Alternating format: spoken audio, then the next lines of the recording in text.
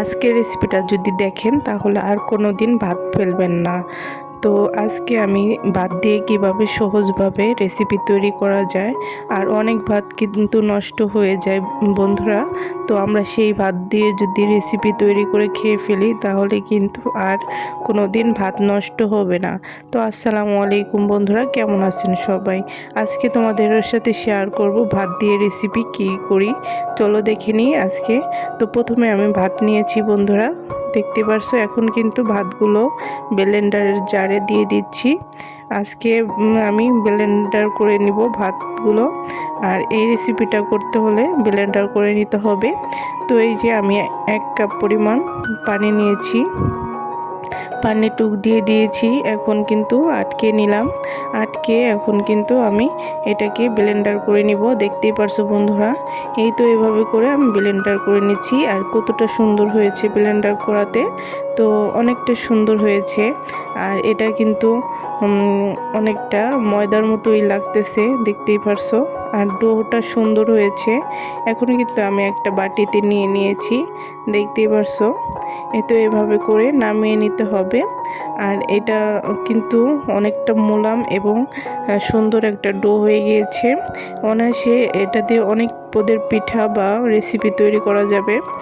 আর সহজ সহজ রেসিপি যদি খোঁজেন তাহলে আমার চ্যানেলটা ভিজিট করে আসবেন। অনেক অনেক সহজ রেসিপিগুলো আমি দিয়ে থাকি। তো দেখো বন্ধুরা, এই তো আমি নিয়ে নিয়েছি। এখানে নিয়েছি কর্নফ্লাওয়ার। আচ্ছা, এটা আমি কর্নফ্লাওয়ার ব্যবহার করছি যাতে ভাতটা একটু নরম থাকে, এই কারণে কর্নফ্লাওয়ারটা নিলে একটু শক্ত শক্ত বা মচমচে ভাব আসবে, এই কারণে।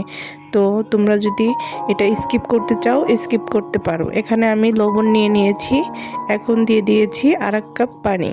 তো আমি দেখো পানিটা দিয়ে সুন্দর করে এটাকে মিক্সড করে নেব। দেখো বন্ধুরা, তো সুন্দর করে মিক্সড করতে হবে। আর এটার কিন্তু টাইম নিয়ে একটু ফাটিয়ে নিতে হবে।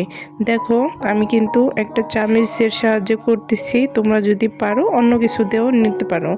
তো দেখো বন্ধুরা, এই তো এভাবে করে ফাটিয়ে নিতে হবে। তো ভাতটা অনেকটা আঠালো, তার জন্য চামচটা একটু নাড়ান যাচ্ছে না। তো আমি এটাকে একটু বদলিয়ে নেব। দেখো বন্ধুরা, এই তো আমি কিন্তু এটাকে উঠিয়ে নিব। এখন উঠিয়ে এখানে একটা হ্যান্ড ওয়াশ দিয়ে সুন্দর করে এটাকে মিক্সড করে নিব। এই তো এভাবে করে মিক্সড করে নিচ্ছি, দেখতেই পারছো। আমি অনেক টাইম নিয়ে কিন্তু এটাকে মিক্সড করেছি, আর কিন্তু এটা অনেক সুন্দর করে ফেটে গেছে।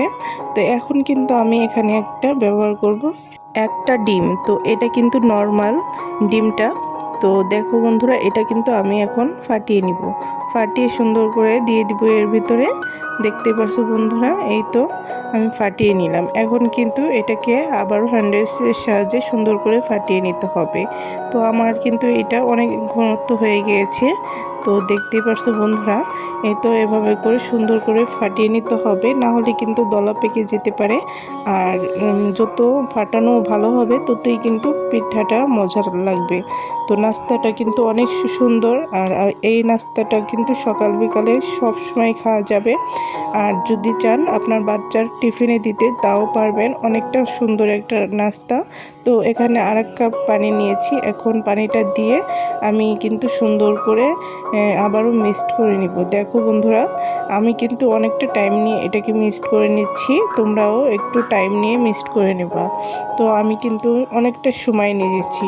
আর বন্ধুরা, আজকের রেসিপিটা কেমন হলো সবাই কিন্তু কমেন্টে জানাবে। আমি কিন্তু অনেক কষ্ট করে তোমাদের মাঝে একটা ভিডিও নিয়ে আসি। তো শেষ পর্যন্ত দেখার অনুরোধ রইল।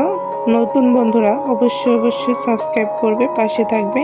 পুরনো বন্ধুদের অসংখ্য ধন্যবাদ আমার পাশে থাকার জন্য। দেখো বন্ধুরা, এখনও আমি কিন্তু ফাটিয়ে নিচ্ছি। আমার বেটারটা অনেকটা ঘনত্ব, তার জন্য আমি আর একটু পানি দিয়ে নিচ্ছি। পানি দিয়ে সুন্দর করে আবারও এটাকে সুন্দর করে মিক্স করে নিচ্ছি বন্ধুরা। তো তোমরা ভাবতে পারছো যে অনেক বড় হয়ে যাচ্ছে, কিন্তু বড় না করে পারলাম না।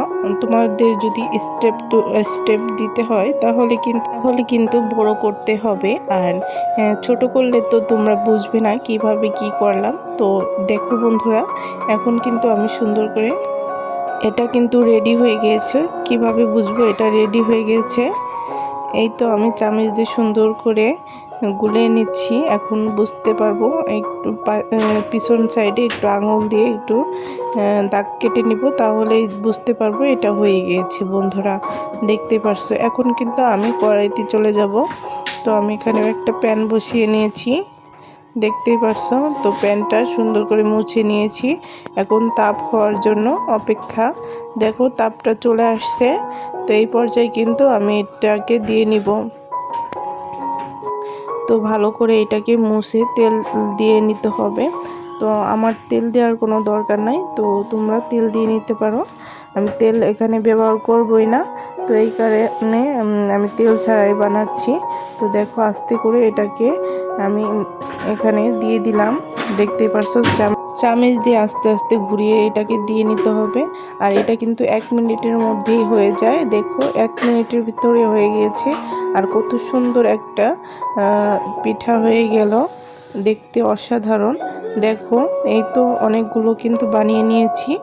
তো এর পর এভাবে করে সবগুলো বানিয়ে নিতে হবে। আর এটা দেখতেও কিন্তু জালিদার একটা পিঠা, আর খেতেও কিন্তু অনেকটা মজা। দেখতে পারছো প্রতিটা পিঠা কিন্তু অনেকটা সুন্দর হয়েছে। এভাবে করে তোমাদের সুবিধার্থে আবারও একটা বানিয়ে দেখাচ্ছি কিভাবে বানাতে হবে। তো এভাবে করে প্রত্যেকটা পিঠা বানিয়ে দিচ্ছি। তো অনেকটা সুন্দর হয়েছিল বন্ধুরা। এই রেসিপিটা খেতে কিন্তু দারুণ ছিল। সবার কাছে কেমন লাগলো কমেন্টে জানাবে। আল্লাহ হাফেজ।